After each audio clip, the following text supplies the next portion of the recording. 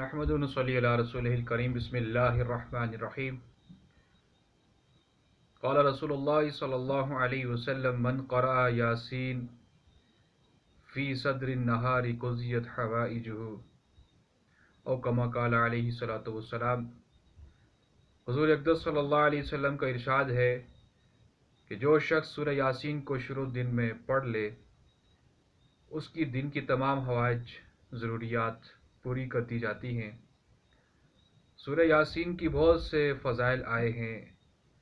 ایک روایت میں وارد ہے کہ ہر چیز کے لیے ایک دل ہوا کرتا ہے، قرآن شریف کا دل سورہ یاسین ہے۔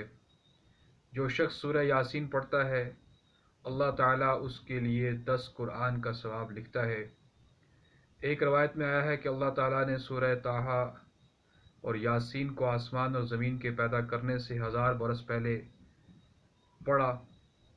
جب فرشتوں نے سنا تو کہنے لگے خوشحالی ہے اس امت کے لیے جن پر یہ قرآن اتارا جائے گا، اور خوشحالی ہے ان دلوں کے لیے جو اس کو اٹھانے والے ہوں گے اور یاد کرنے والے ہوں گے۔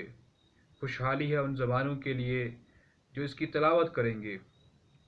اور ایک حدیث شریف میں آیا کہ جو شخص سورہ یاسین کو صرف اللہ کی رضا کے واسطے پڑھے اس کے پہلے گناہ معاف کر دیے جاتے ہیں۔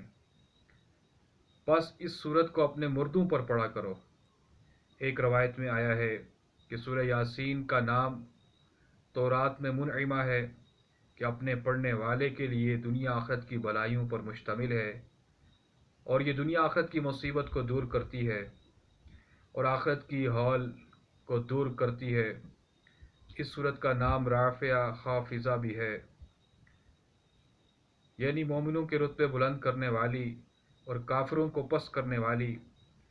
ایک حدیث میں وارد ہے کہ حضور اکرم صلی اللہ علیہ وسلم نے ارشاد فرمایا، میرا دل چاہتا ہے کہ سورہ یاسین میرے ہر امتی کے دل میں ہو، اور جس نے سورہ یاسین کو ہر رات میں پڑھا، آقا علیہ السلام نے فرمایا کہ اگر وہ مر گیا تو شہید ہو گیا، گویا وہ شہید مرا۔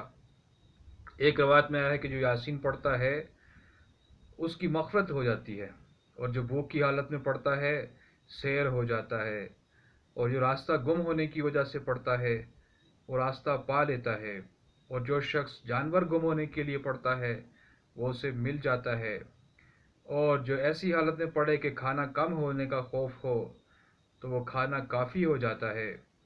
اور اگر ایسے شخص کے پاس پڑھا جائے سورہ یاسین کو جو نزع کے عالم میں ہے تو اس کی نزع میں آسانی ہوتی ہے، اور ایسی عورت پر پڑھے جس کے بچے ہونے میں دشواری ہو تو اس کے لیے بچہ جننے میں سہولت ہوتی ہے۔ حضرت مقری رحمہ اللہ کہتے ہیں کہ جب بادشاہ یا دشمن کا خوف ہو اس کے لیے سورہ یاسین پڑھے تو وہ خوف جاتا رہتا ہے۔ ایک حدیث میں وارد ہے کہ جس نے سورہ یاسین اور والصافات جمعے کے دن پڑھ لی اور اللہ سے دعا کی اس کی دعا پوری ہوگی۔ اللہ جل شانہ ہمیں سورہ یاسین کو حفظ کر کے صحیح طرح سے پڑھ کر اس پر عمل بھی اور اسی طرح سے آگے پھیلانے کی بھی توفیق عطا فرمائے۔ آقا علیہ الصلوۃ والسلام کے فرمان ان پر عمل کرنا ہی میرے اور آپ کے لیے بھلائی ہے۔ اس کو آگے بھی ہم پھیلائیں، اس پیغام کو عام کریں۔ اللہ پاک ہم سب سے راضی ہو جائے۔ السلام علیکم ورحمۃ اللہ۔